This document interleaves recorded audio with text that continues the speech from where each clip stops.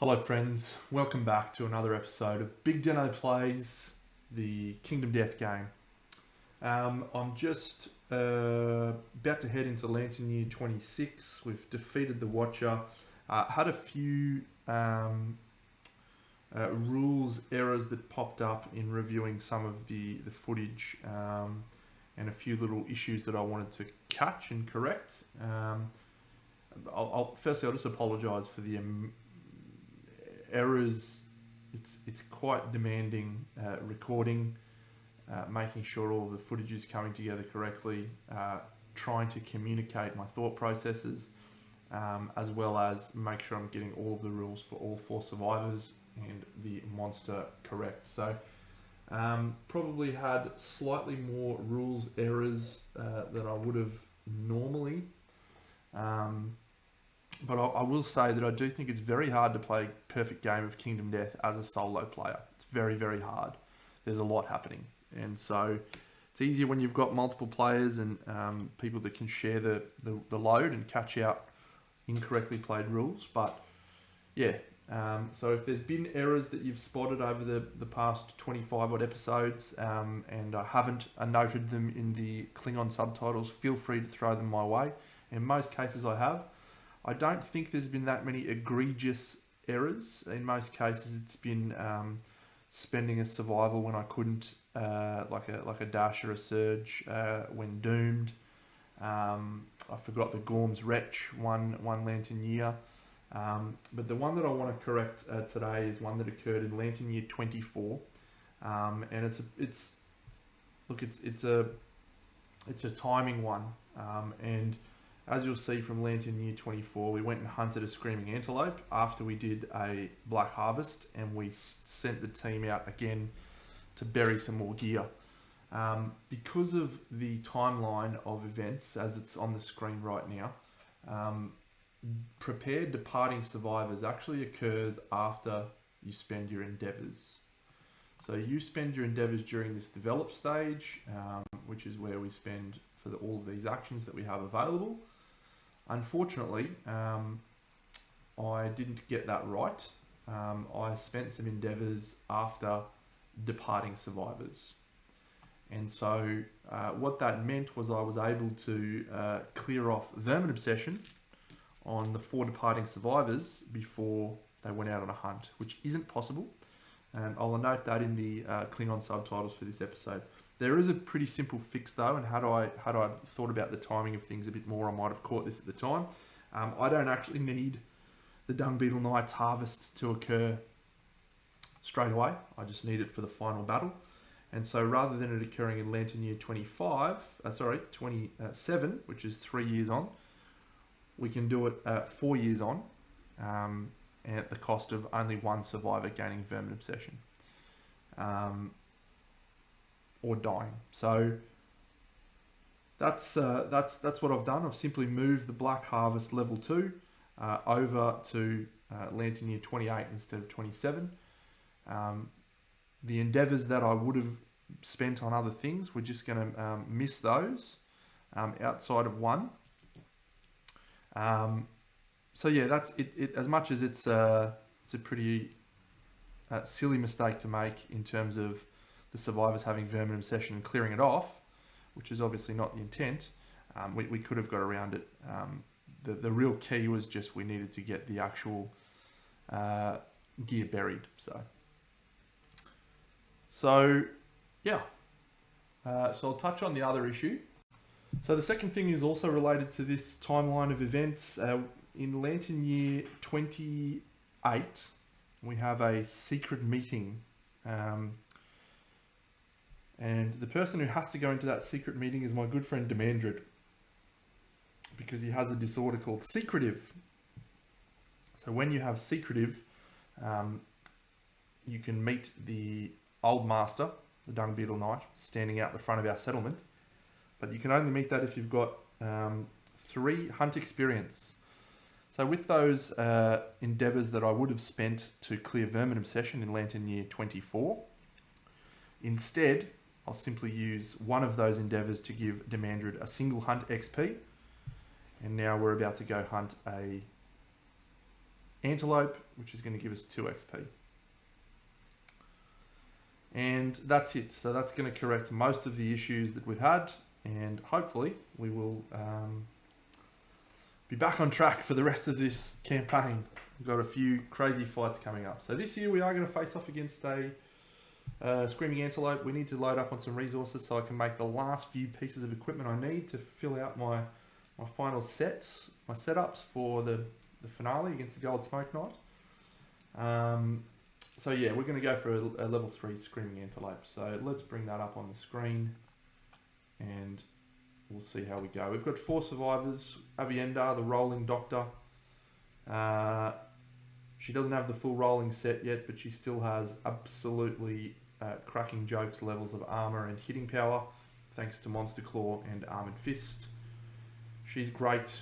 She's going to be one of the stars in the final battle. Agonor, he's just a normal chap, no reroll. We're trying to get him up to bow specialist, bow master, sorry. He's only 2 proficiency points away. Demandred, who's wielding the dragon set, plenty of hitting power there, and he's got strong accuracy, strong everything. He's a legend. He's also got Timeless Eye, which helps with the oxidized lantern glaive, because on a perfect hit it gets +4 strength. And finally Danelle, who is just carrying around a grand weapon. It's late in the game to be trying to get a weapon proficiency. She's got no points, but she's going to do her damnedest. So let's go hunt this Screaming Antelope level 3. On departing, the Quixotic survivors gain +1 survival and +1 strength.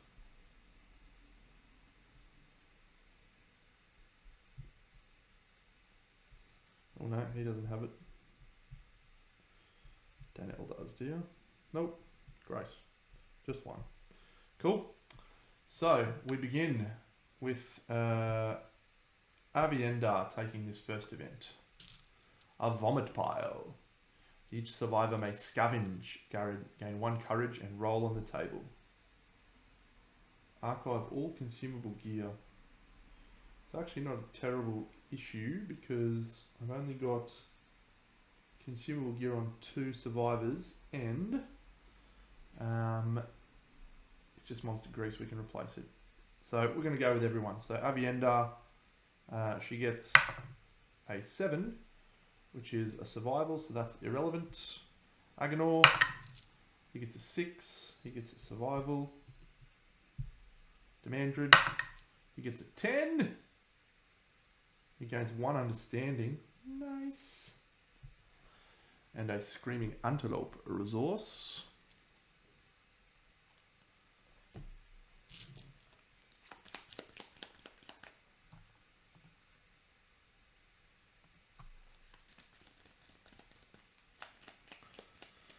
So he gains a shank bone, and finally our last survivor is Danelle, and she gains a 9.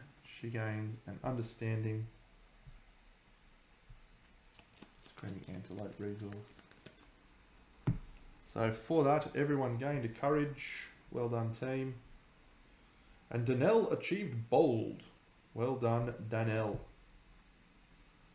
So bold. She is a prepared bold hunter, and she gets a 9.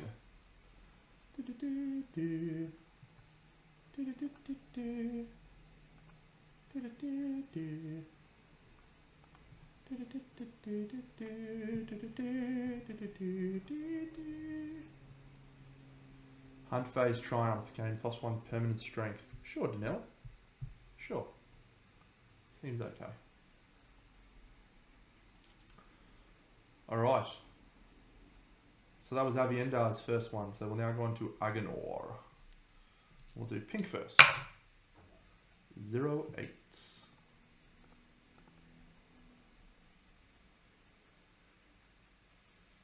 Wailing smoke.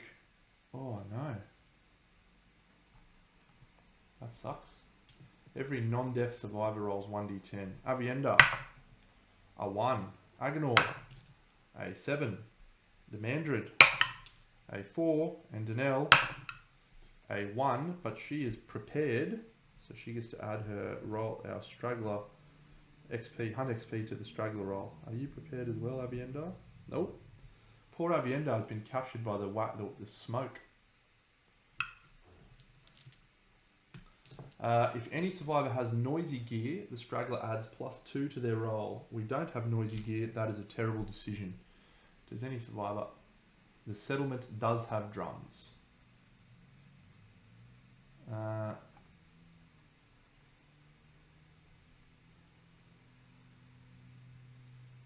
Yes. Survivors counter the whales with a tune from home. Each survivor gains 2 insanity and 2 survival. Nice. Boom, boom, boom, boom. Demandrid. Oh, I've gone too far. 08.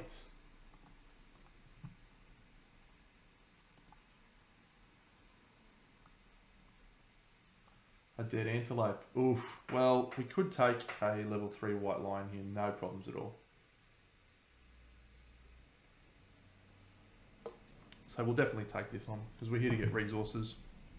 A white lion's okay. An 8. Uh-oh.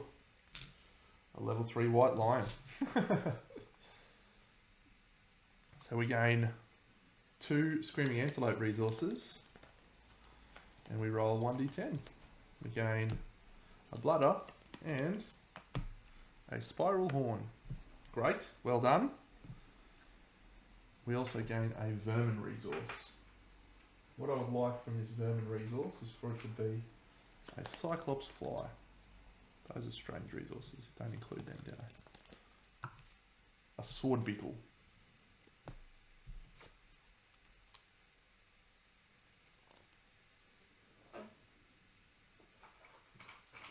Alright, well, I wasn't prepared for the white lion, so you'll have to stand by. We're about to start the showdown right now. And we add a dead monster card. Great.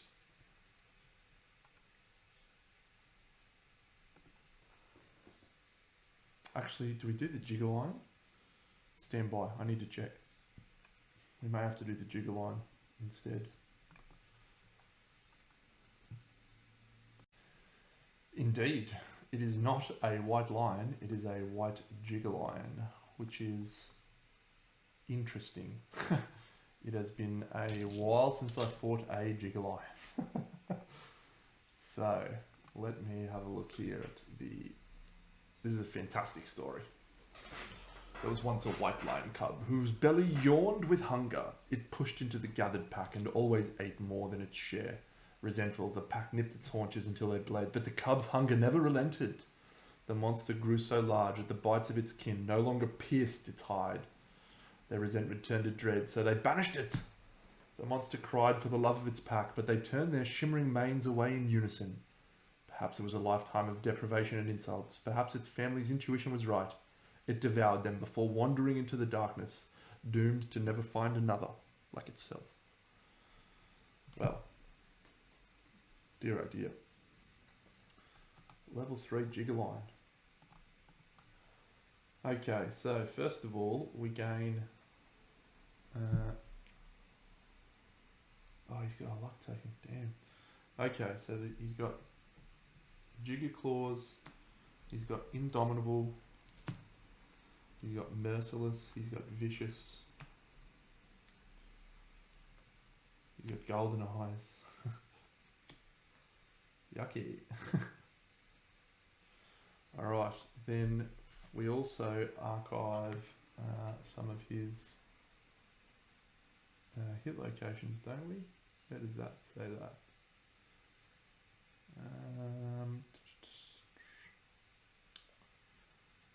Sure we do that somewhere. Oh yeah, that's on Merciless. There we go. I knew there was one of those. Alright, so Merciless archives Draining Neck, Beast's Paw, and Strange Hand.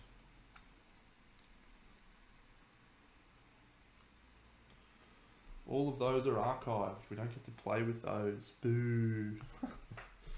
And we have to add this gigantic pendulous paunch.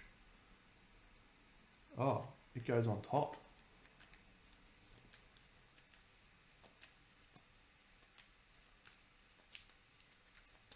Alright, cool. Great. So we also get these cards. A white Jiggerlion.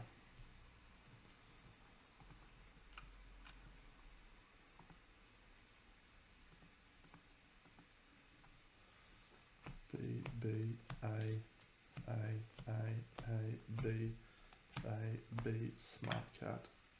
B, B, B, B, B, A, B, A, B, A, B. Okay. So we have 11 basic. 1, 2, 3, 4, 5, 6, 7, 8, 9, 10, 11. That one we won't include. We have 8 advanced. 1, 2, 3, 4, 5, 6, 7, 8. All of the advanced.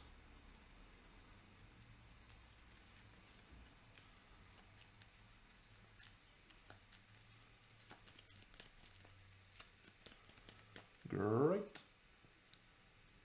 And then we also have this legendary card, which goes in here. And then we start with Smart Cat on top of the deck.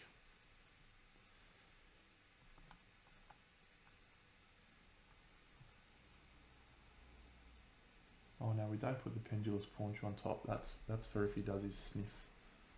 Okay.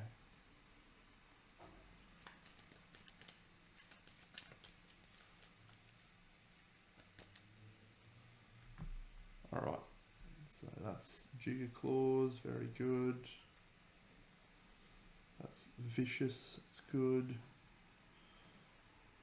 Golden Eyes. Okay, so he's got some tokens, this guy. He's got 1, 2, 3 speed tokens.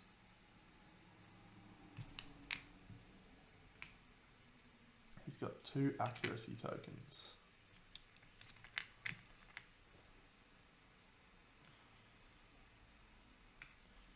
Got 2 damage tokens, and he's also got a luck token.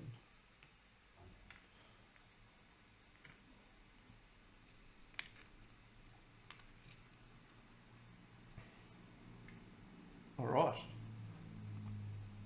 So that's a good start.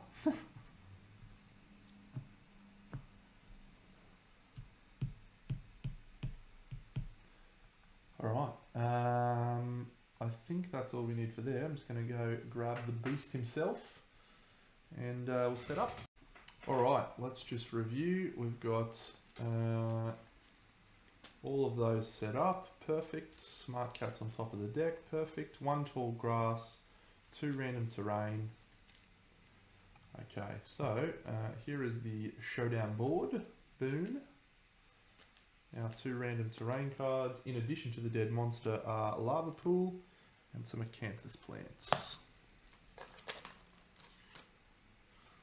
The lava pool is not my favourite.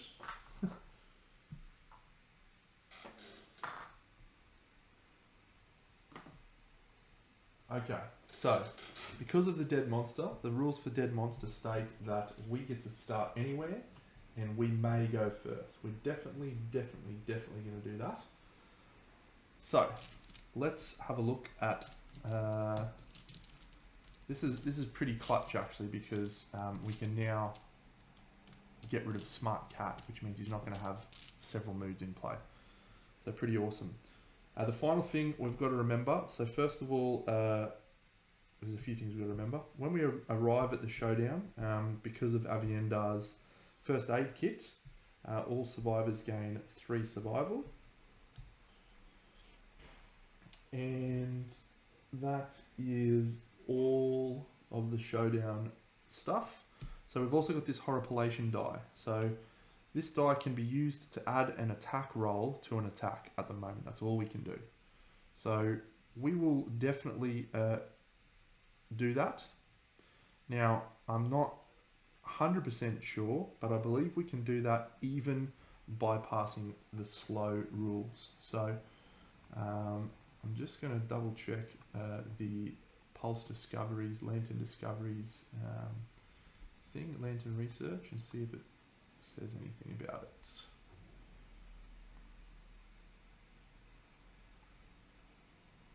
You may roll the death die. Yeah, so it doesn't say you can't add it to a slow attack. It's not like adding speed. It's rolling an attack roll, so it's fairly different, I believe. Oh, all right. So let's turn that off.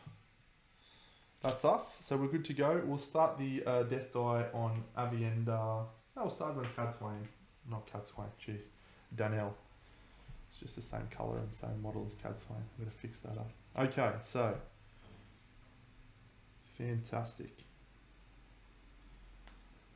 A survivor attacking the monster, they suffer 3 damage unless they are in the monster's blind spot. A survivor with 6 understanding may ignore this, and no one has 6 understanding. So if they want to avert their eyes, they suffer -4 accuracy when attacking.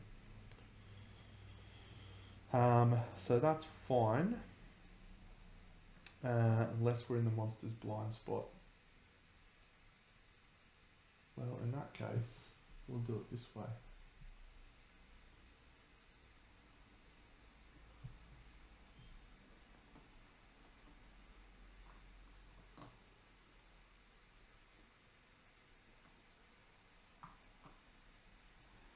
Okay, so that's how we're going to start.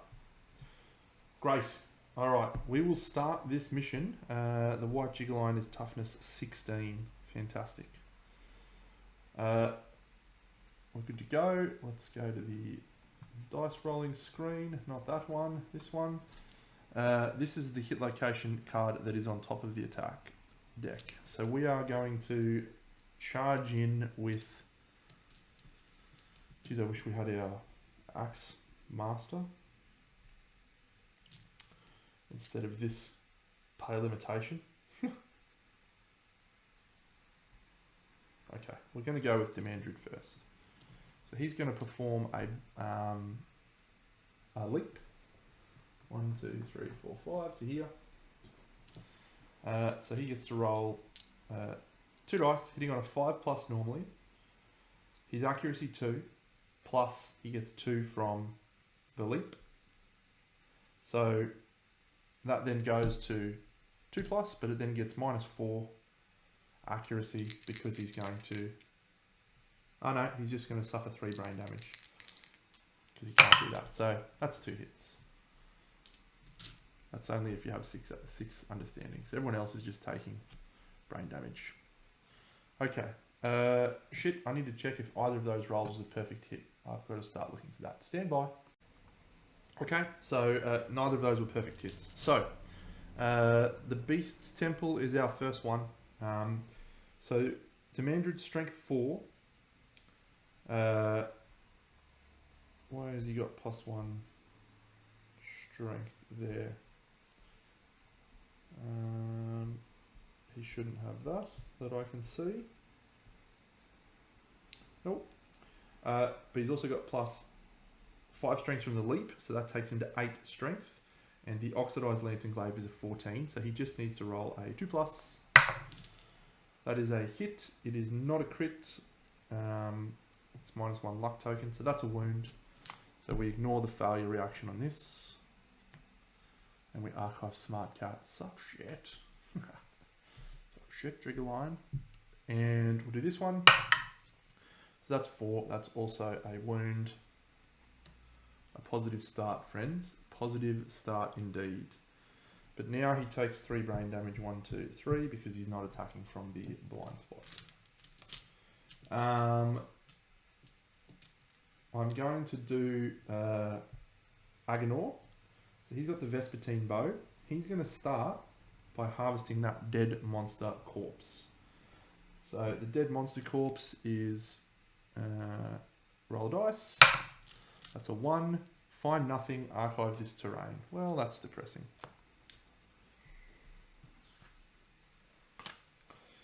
Then he will spend a survival to search. And he will shoot the Vespertine bow. So he is hitting 3 times. So he's going to suffer 3 brain damage. 1, 2, 3. 3 hits. 1, 2, 3. Oh, no reactions on any of those. You'll love that. We can crit here because we do have the deadly Vespertine bow. So we need to crit on 10s. Otherwise, we are wounding on 6s. Toughness 16. Yep, so we're wounding on 6s. So the beast's knee, that's a fail to wound. Ooh. The soft belly, that's a wound.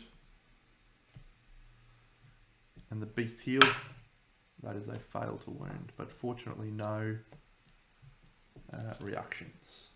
So he's going to move then. He's going to move 1, 2, 3, 4, 5 to here. So I'm going to do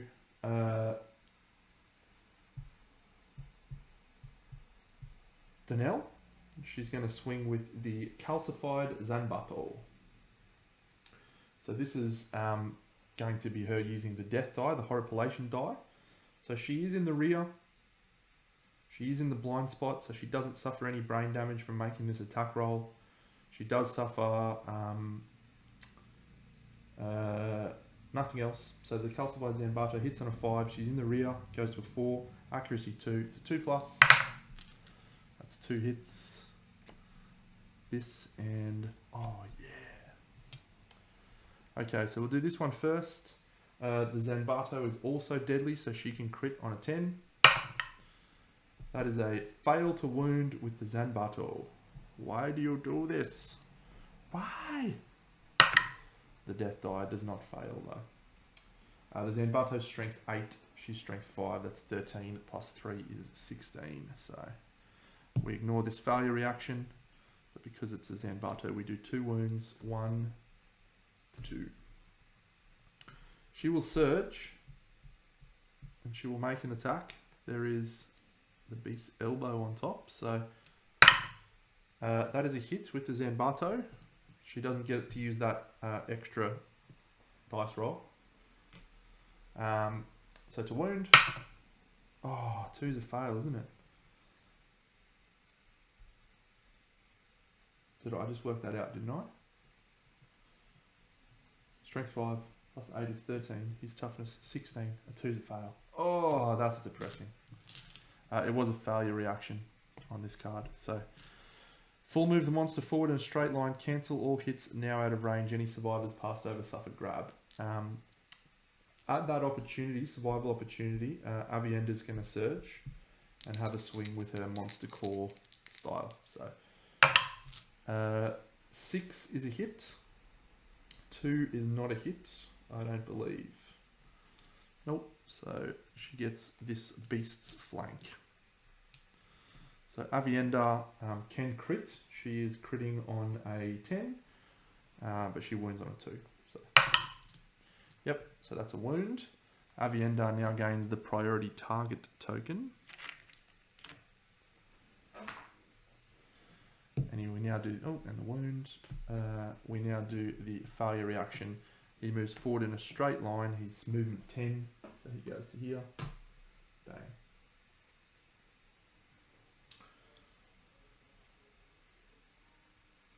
Cool. So, I've got Avienda with her action and potentially a surge with Demandred. So on top of the hit location deck is the fleshy gut. Demandred got a weapon proficiency point. Agenor got a weapon proficiency point. Avienda got a weapon proficiency point. Danelle, good start from everyone. So she's just going to move to here and put up a block, I think. Yep.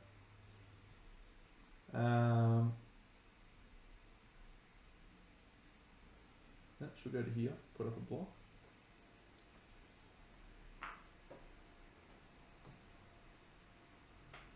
He's going to move 1, 2, 3 to here, using a dash. And then he'll surge. So he's hitting on a... oh, no, he'll go to here actually. Yep. So he doesn't suffer the brain damage. Swings. That's 2 hits. Neither of them is a perfect hit, which is what I was hoping for. Okay, so this will knock him down, which will stop the basic action attack. So let's do this failure reaction. So we're strength 3 plus 6 is 9. So we're looking for a 7, but we do have sharp.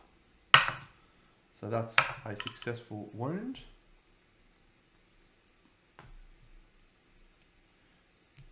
And this one, that's a successful wound with sharp. Okay, great turn to start us off, friends. That's the end of our turn. So, it's now a new turn. The monster has his turn, so he's going to draw his AI card, and he draws Bloody Claw.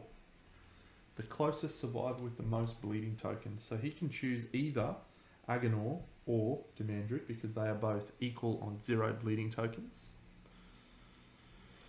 And Demandred has evasion 3 and 8 armor. He has evasion 4 and 4 armor. We will actually go for Agenor though, because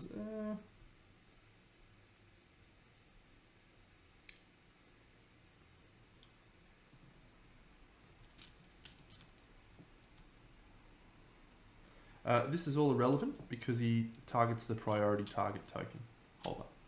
So he's targeting Avienda. So at this flow, I am going to then spend a survival with Demandred.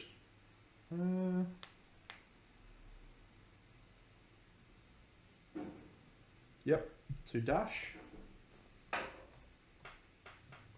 here.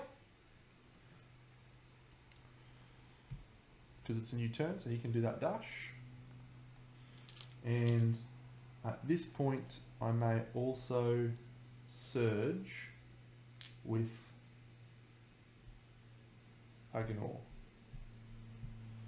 So Agenor surge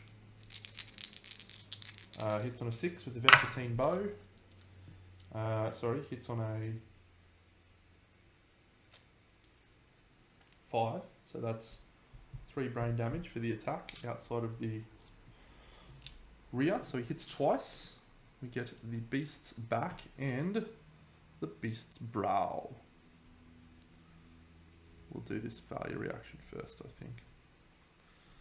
So again, strength 4 plus 6 is 10. So we're looking for a 6 to wound or a 10 to crit. We're doing this failure reaction. So that's a wound, but it's not a crit.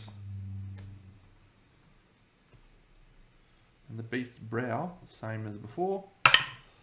That's not a wound. It's a good result, really, isn't it? Okay, what's on top of the hit location deck? The trap. The trap is on top. Cool. So he will now move and attack Avienda. So he turns, he moves to here, and he will now have his attack. So he's +2 accuracy. So Avienda's 4 evasion. So he would need a 6 to hit her, plus an 8 for the tall grass, but back down to a 6 because of his +2 accuracy tokens. He's 5 speed. So 6s, 5 speed, she has a single block up. cancels that. Great roll. So we do not suffer the after effects, which is gain 2 bleeding tokens and -1 survival. However, at the end of the turn now, the monster will extend his giant hooked claws. So we're going to do some surges at this point, and we're going to do it with our trap canceller Demandrid, he says confidently, with the oxidized lantern glaive. So this will trigger a brain trauma for Demandrid.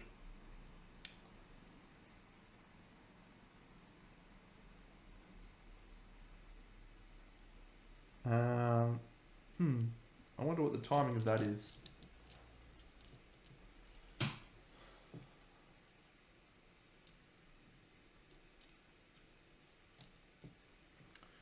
No, I don't think we will do that actually. So what we're going to do is we're going to spend a survival with Avienda to dash, and we'll spend a survival for Danelle to dash. So she's lost this now. We're going to dash 1, 2, 1, 2, 3, 4, 5. And 1, 2. Yeah, we're just going to go to here and here actually. Cool. So the reason we're doing that is at the end of each turn, he extends his claws. All targets suffer grab. So the poor Demandrid is about to suffer a grab action. So he moves away from all other threats. He's speed 10, so he goes 1, 2, 3, 4, 5, 6, 7, 8, 9, 10. He's all the way over here in the corner. Demandrid is placed standing down here on the ground. And he suffers 3 damage that would be 3, but it's down to 2 thanks to the Fetosaurus to a random hit location, which is to the boots. And because of the Merciless, we double all damage inflicted by a grab, so he takes 4 damage to the legs. Yeah. And whenever a survivor suffers grab, on a 9+, they suffer bleed 1. No. Okay. So now, that's the end of the monster turn. Thanks to Fist and Tooth, we will go 1, 2, 3, 4, 5 to here, and we will attempt to cancel that trap. That is 2 hits.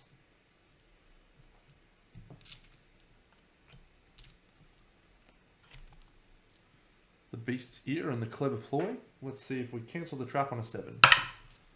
That's a 9. Sit down, trap. Oof, fuck, I love spear proficiency. There's only like 6 cards left in this deck though. I guarantee you I'll get the Pendulous Paunch. Oh, the tricep. Wow. So there was no perfect hits, so we don't get bonus strength on this. We're going to do this one first because it doesn't bother me at all.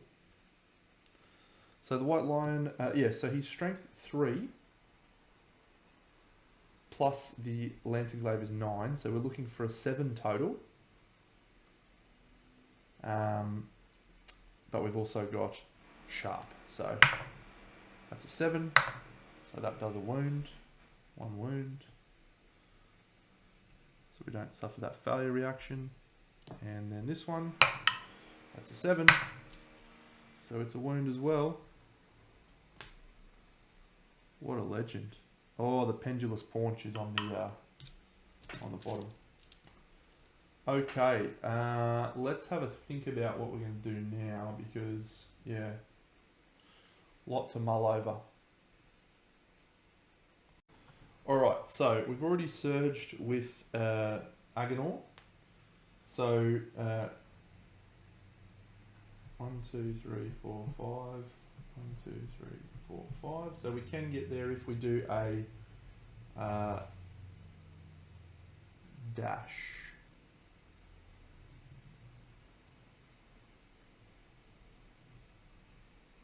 So I think what we're going to do is this is potentially a risk. We kind of want him to get into range of our heavy hitters. So he's going to move 1, 2, 3, 4, 5, and then he's going to dash 1, 2 to here. 1, 2, 3, 4, 5. No, we'll go to here. Yep, that's fine. And then he's going to have a shot with the Vespertine bow. So we sort of don't want to hit too many times here. He's going to take 3 brain damage for shooting. Oh, is that just the one hit? It is just the one hit. Perfect. It's the gigantic pendulous paunch. And the traps on the bottom. Okay. Well, not really what we wanted. I don't have another spear anywhere else. Anyway. So we have to do this as a first strike. The only chance we've got here is critting on a 10 to cancel that reflex.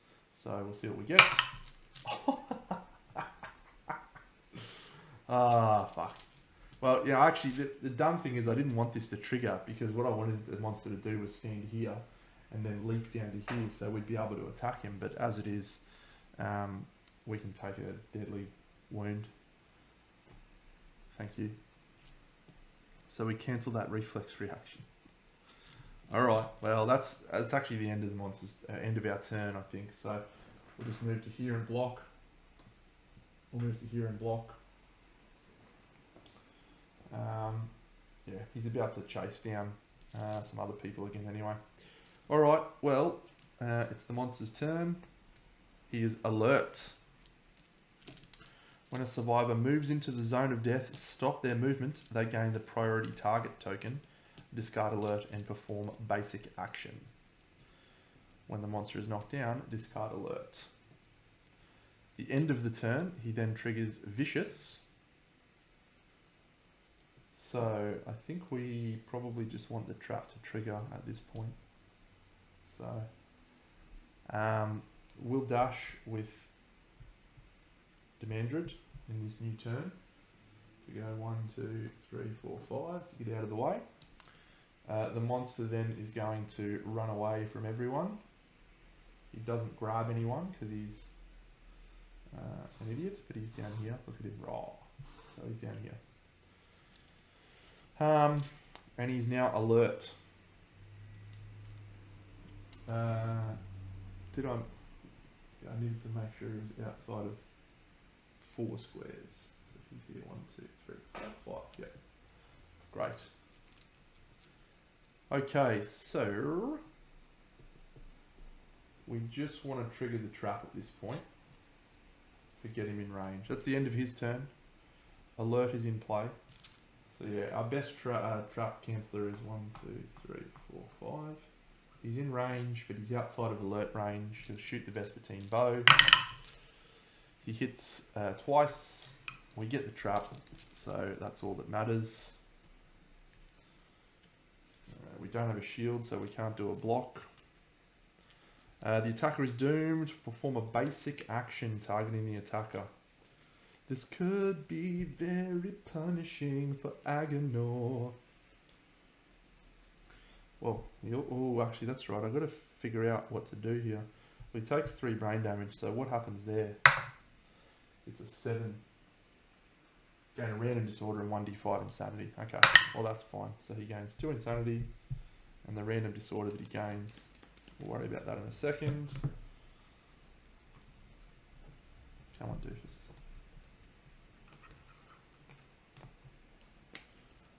Alright, so the random disorder that he gains is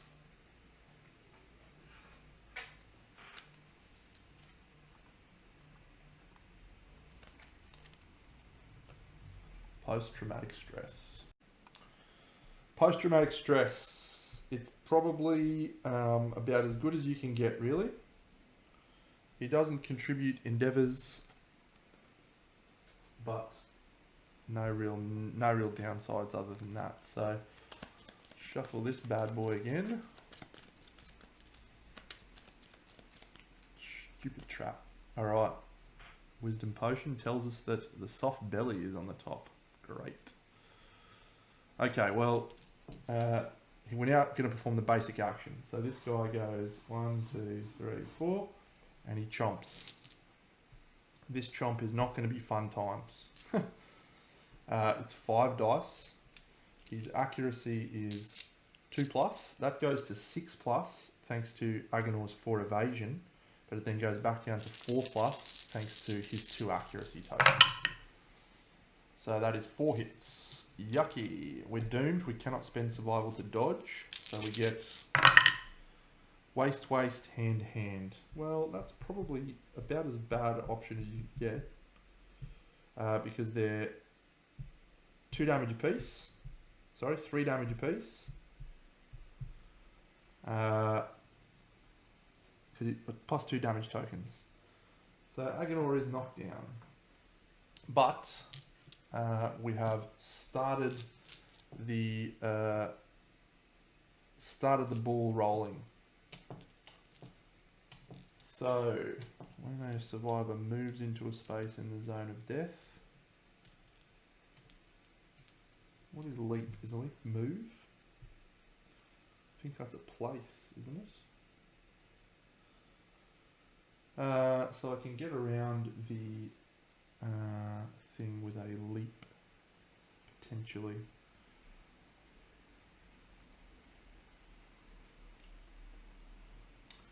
Yeah, we're not going to be able to knock him down. That's the thing. So let's bring Aviendar into the mix.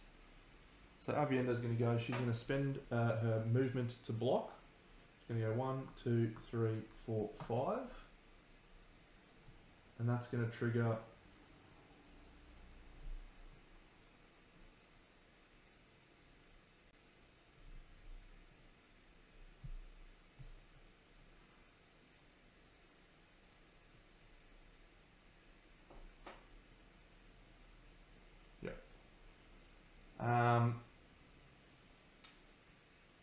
that's going to trigger alert. So she gains the priority target token.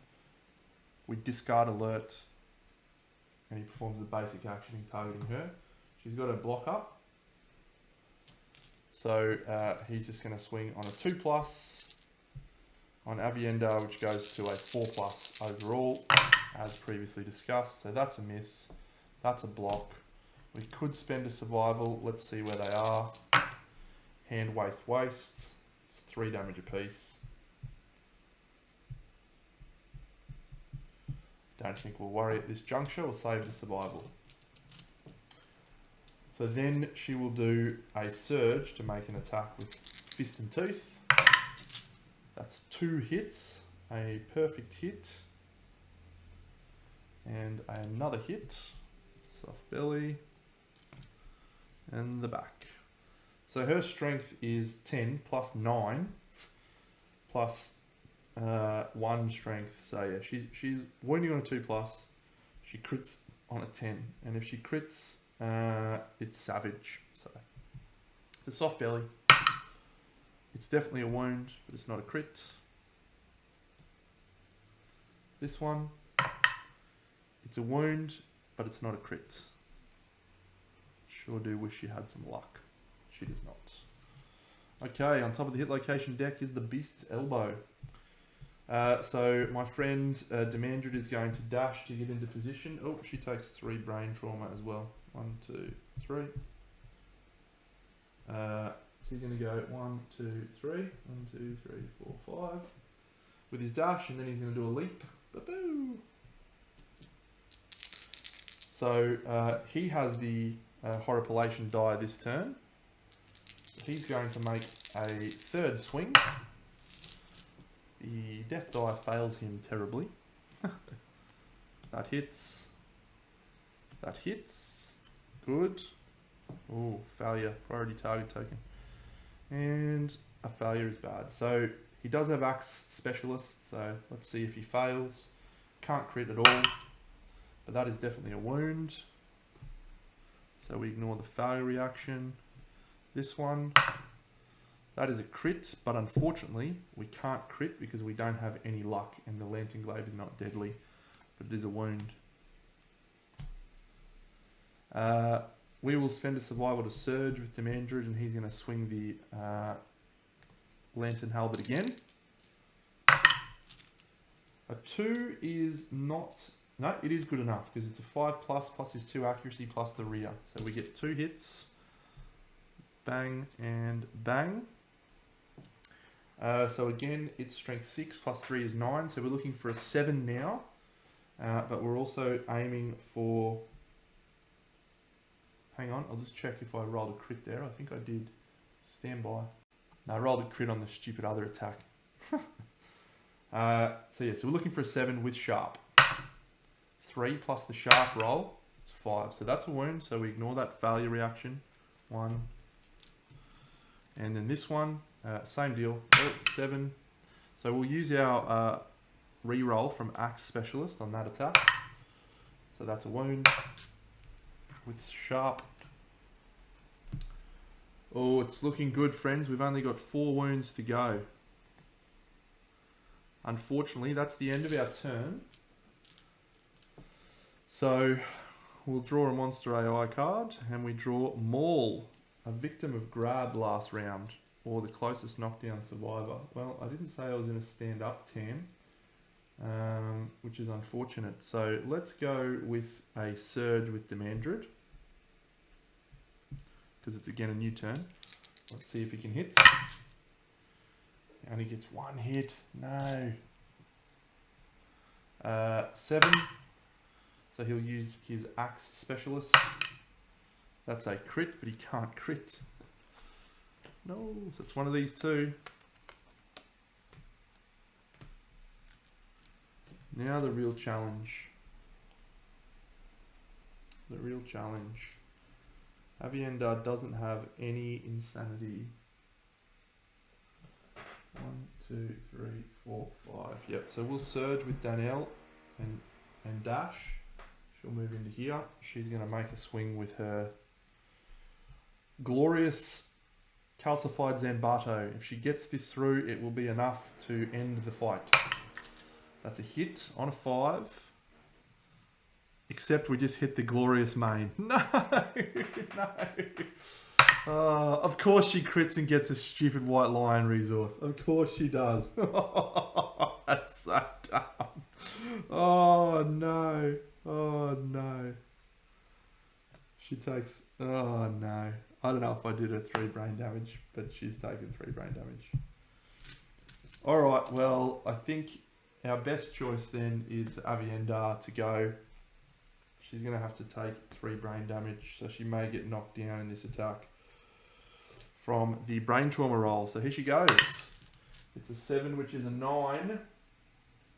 New perspective. You're knocked down and gain 1d10 insanity.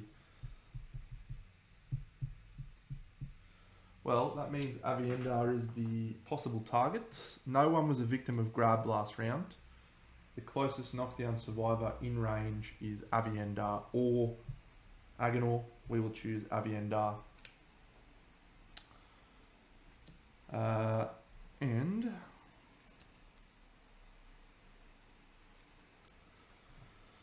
he'll roll to attack her with this victim of grab last round. So it's speed 2, which goes to 5, hitting on a 2 plus, which goes to a 4 plus. That's 5 hits. Oh. Body, body, body, body, hand. Now these are 3 damage, which goes to 5 damage. So we're going to dodge one of those bodies. And then the rest of the bodies are going to get through. 1, 2, 3, 4, 5. 1, 2, 3, 4, 5. 1, 2, 3, 4. Serious roll. No. And then the hands. 1, 2, 3, 4, 5. Alright, well, let's do her roll. A 4 on the body. Gaping chest wound. In terms of all of the options that could have occurred, that one is absolutely A-okay.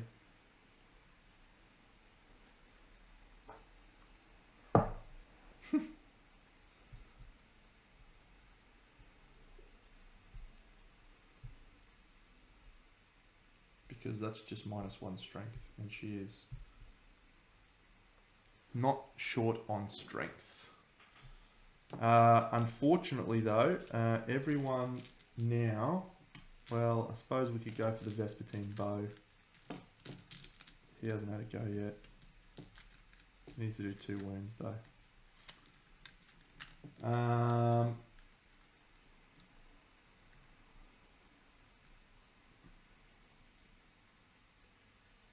Yeah, so we're gonna have to do some movement things. So we'll start with Demandrid. He's going to encourage Agenor to stand up.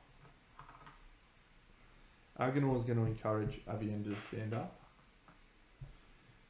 Avienda is going to dash to get the hell out of dodge. Agenor is going to dash to move to here.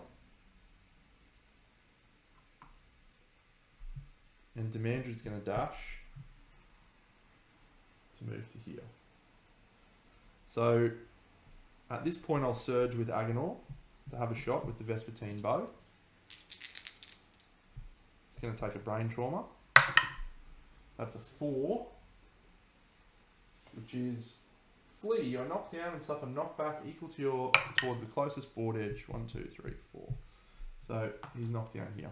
All right. Now the white lion performs grab, and he does it targeting Danelle.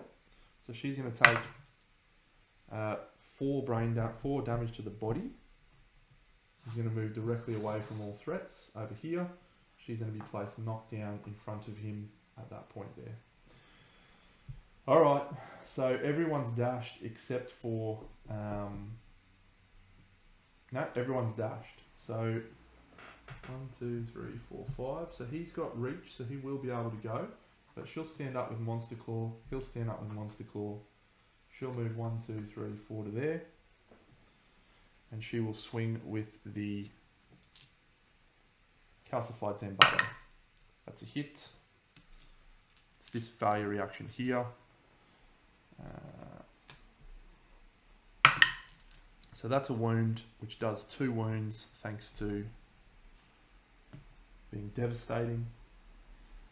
On top of the hit location deck is the fleshy gut. He's going to leap 1, 2, 3, 4, 5 to here.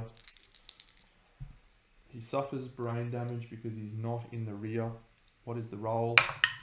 It is a 7, which is a 9, which is of course 1d10 insanity. 1, 2, 3. And he is knocked down. 1, 2, 3, 4, 5. That's the end of the turn. We will now roll on to the next turn. The death die is actually back at Danelle. The monster's doing his basic action. He's targeting the closest survivor in field of view in range, which is, he's going to stand up. We'll just do a surge with Danelle and see if we can kill him with the Zambato. That's 1 hit. Is it 2 hits on a 2 plus accuracy 2? Yep, that's 2 hits. So we'll do the reflex action first, just in case we fail. We don't want it to be attacked. Of course we fail. Why are you failing? So he's going to full move the monster forward. 1, 2, 3, 4, 5, 6, 7, 8, 9, 10. It's a new turn, full of possibilities. Demandrid will surge or dash. Sorry, 1, 2, 3, 4, 2, 3, 4, 5 to there. Then he'll leap into the rear, have a swing. He gets 2 hits. One's a perfect hit. Ooh, the pendulous paunch. I'm glad we got that perfect hit. And the heal. So it's +5 toughness to wound this location. So he's done a leap, which means he's strength 8, plus the Lantern Glaive takes it to 14, plus the perfect hit, it goes to 18. So he's wounding on anything but. With a reroll, that's the job done. Wow. Wow. What a fight. The dead monster just gave us a massive leg up there, and we were able to play around the trap mostly. A couple of ones in there on the friggin' calcified Zambato, which would have made it happen a bit quicker. But I think we played around most things pretty well there, so good result for the team. Good work, team. All right, well let's get some rewards, shall we? So the first time the white Jiggleline is defeated. Oh, that's awesome. Well, we've innovated family. So the survivor that dealt the killing blow is Demandred. And he is going to gain the secretive disorder. Fantastic. But he also gains a Jigger Slayer. So, yeah, he gains +2 strength and +1 luck when attacking a 3x3. And he can give Jigger Slayer to other people, which is awesome. So that helps. Well, if we go chasing the Gorm or the Dragon King again. We also have this Golden Eyes in play. So up to 2 survivors may consume the Golden Eyes to gain +1 permanent accuracy. So we'll make one of those to Aviendar for +1 permanent accuracy. And the other one, let's make that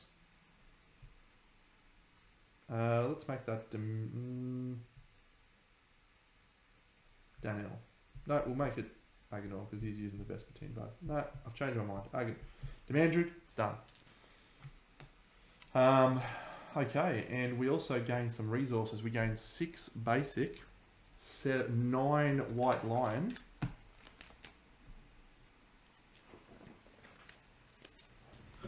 Nine white line is massive. So 6 basic.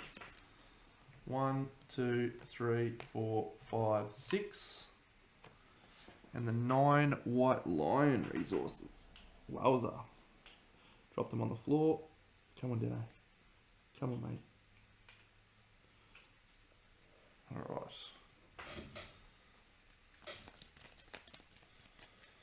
Don't think we need anything here, really. So yeah, let's just hope, see what we get. 1, 2, 3, 4, 5, 6, 7, 8, 9. We also gain a hooked claw, or 2 hooked claws, some elder cat teeth, a black lichen. It's all happening.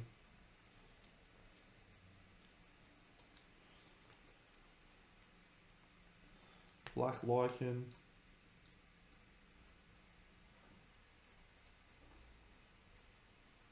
Elder cat teeth.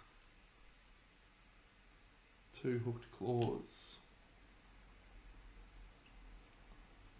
Outstanding. Well done, team. That's a good collect, really. And we also add the Gigacaterium settlement location. Boom. Is that all of them? We haven't gone after the plumery. Alright, and finally, we will advance the timeline and we will gain 2 hunt XP.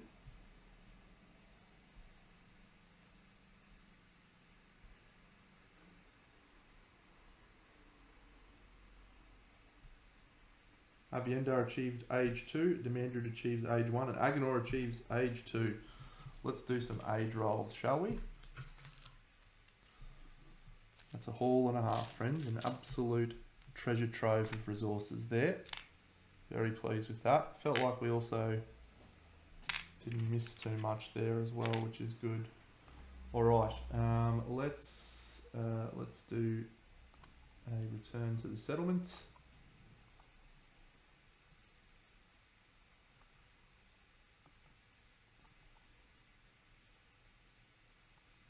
A new year begins.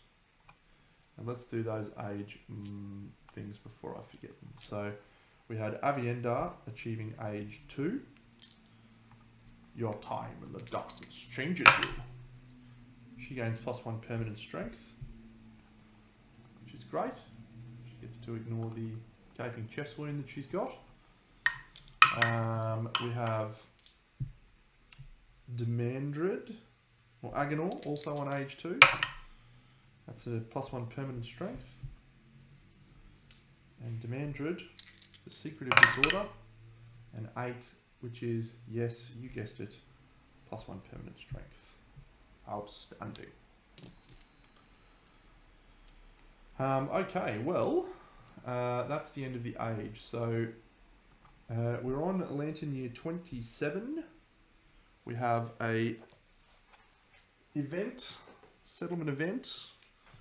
And then we might have a look at the Gigacaterium and see if there's anything exciting that we want from there. So there may be one item that we can take that could be pretty cool, but let's have a look at this first.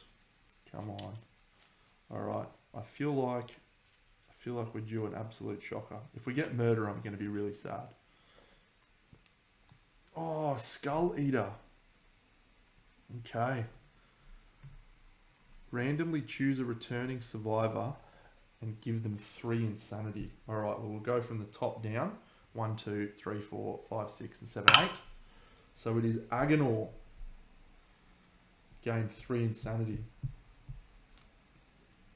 The survivor consumes the skull of a deceased survivor. They awaken a hunger that cannot be stopped. They gain the following impairment. Marrow hunger. Nom nom nom nom nom nom nom. Marrow hunger. Great. Then we have a roll on the delicious skulls table. A 9. The other survivors redirect the Skull Eater's hunger. They may spend 2 endeavors to replace the marrow hunger impairment with the binge eating disorder. If they don't, add the murder settlement event to the timeline. Well, I think we will just do that right now so that we don't have to deal with a murder next year. And Agonor is now a binge eater, which can replace his Rageaholic. Fantastic. Skull Eater. Alright, well, let's have a little bo peep here at what we got from this glorious settlement event. Let's add these bad boys into this. It's a lot of resources, friends. Alright, strange, basic. Meow, meow, meow, meow, meow, meow, meow, meow, meow. Strange, vermin, and antelopes, and a white line. Alright, let's do the antelopes first. Screaming antelope. We get a spiral horn, a bladder, a pelt, and a shank bone. Cool. For the strange resources, we get 2 hooked claws, an elder cat teeth, and a black lichen. The vermin is a sword beetle,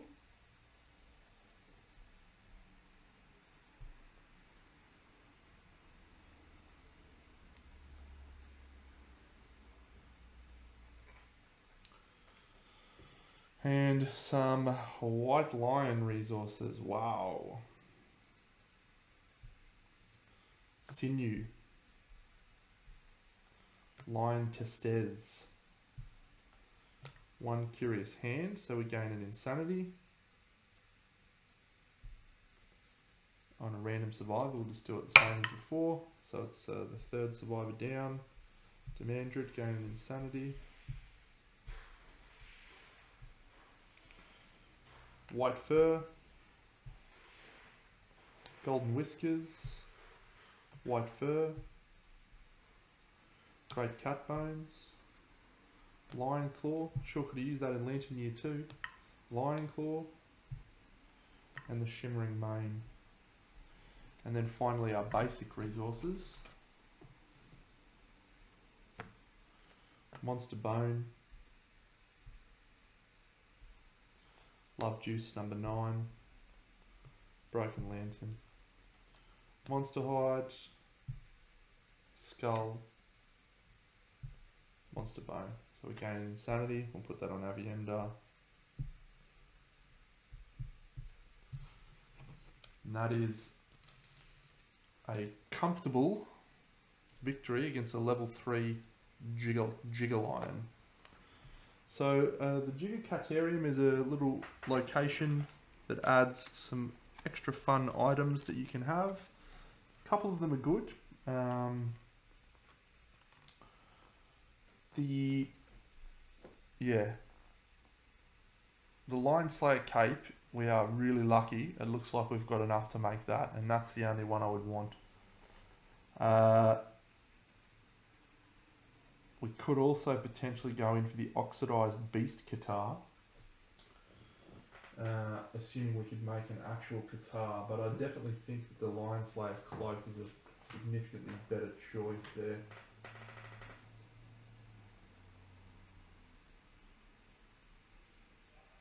Yeah, the oxidized beast guitar is really good, but I haven't got a guitar specialist, so and it's very late in the game. But this Lion Slayer cape's a fantastic option. It's got some crazy rules. So it's an accessory. All survivors gain 1 survival on arrival, and if you're wearing fur armor, reduce all damage suffered by 1 to a minimum of 1. Now the problem is that I don't have any fur armor at this point in time. It's really good with screaming armor.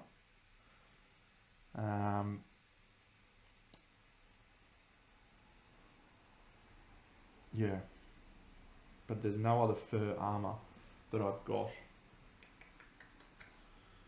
The dragon set is metal, the leather set is leather, Gorm set is Gorm skin.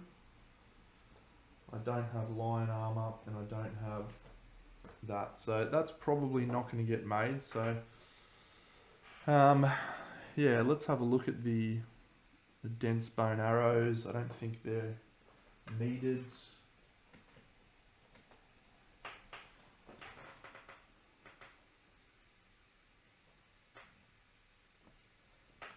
Yeah, they're just basically like a slightly better Vespertine bow.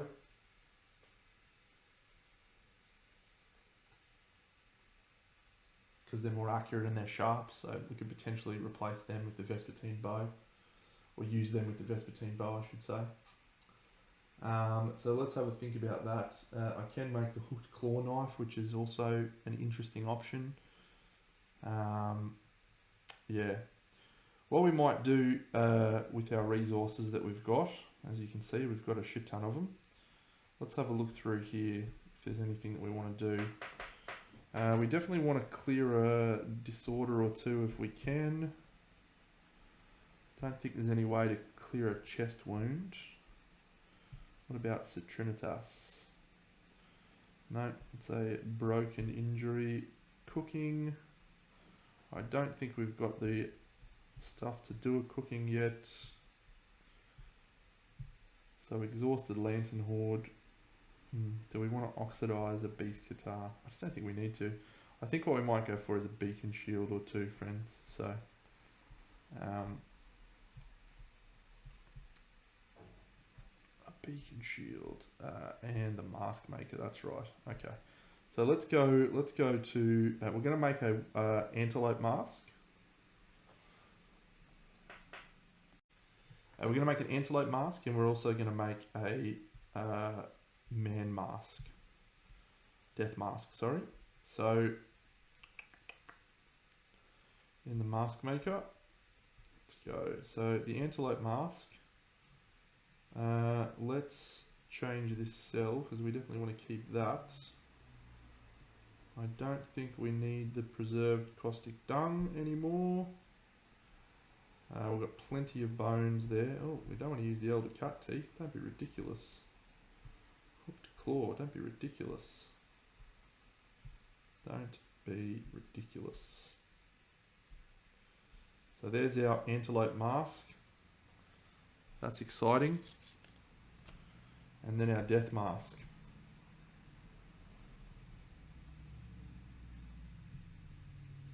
Can we change you to something else? Don't think we need a love juice. Sinew, cocoon membrane, lantern tubes, fine. Elder cat teeth, hooked claw. I don't think I need any of those items. So can we change you? Yeah, we'll make you a black lichen. Perfect. That also causes a survivor to die. That's going to be poor Leanne. No, we're not going to do Leanne yet. We'll kill Leanne right at the end. So before we make that man mask, we're actually going to send Leanne underground, and she gets an 8. Hunting underground from the exhausted Lantern Horde. Doing an investigation. 8 is add 2 cocoon membrane, strange resources. We'll actually use the cocoon membrane instead of the black lichen for the organ. Then we'll kill someone. That person will be sure. It'll be Swan. Dead. Gain that back. We'll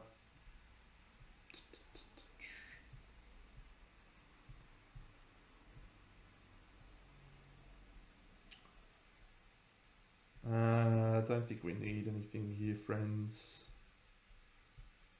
Don't think we need any of this. So let's just do a bloodletting on one of our departing survivors this lantern year. So Avienda's going to go for sure. Agenor, he couldn't because he got post-traumatic stress, so he's stuck. But he's no longer a marrow-hungered. Demandred can't because he is secretive. We will send Belal. And we will send Ishamael.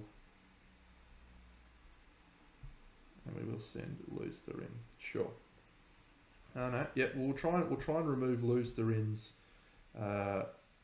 flower addiction, I guess. So we'll spend that this order to try and remove his flower addiction. A 4 is not enough. We're going to get 3 insanity out of that. 1, 2, 3. That's from bloodletting.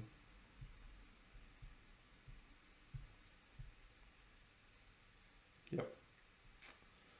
Alright, well, that's the end of our endeavours. Do we want to send out Lose the Ring? I mean, we could just go hunt a Flower Knight, a level 3 Flower Knight, and see how we go. No, we won't send out Lose the Ring.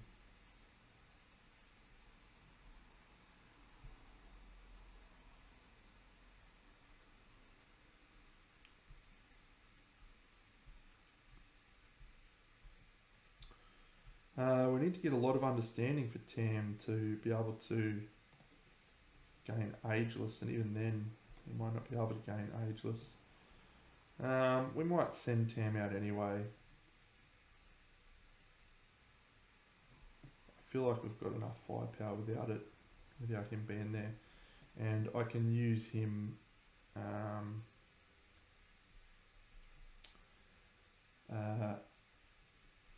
I can do a sacrifice.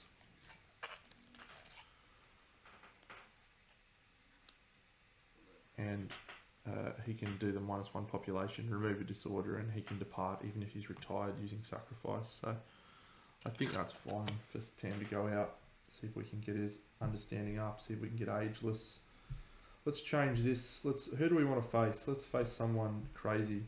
Should we face a Lion God? Is that nuts? Is that nuts to face a Lion God? We're about to go, after this year, we're into the Skull Eater. After this, we're about to go into the Kingsman fight, which we're not concerned about. We're definitely going to try for the Dung Beetle Knight level 3. So let's go. Let's actually go for a Gorm, a level 3 Gorm,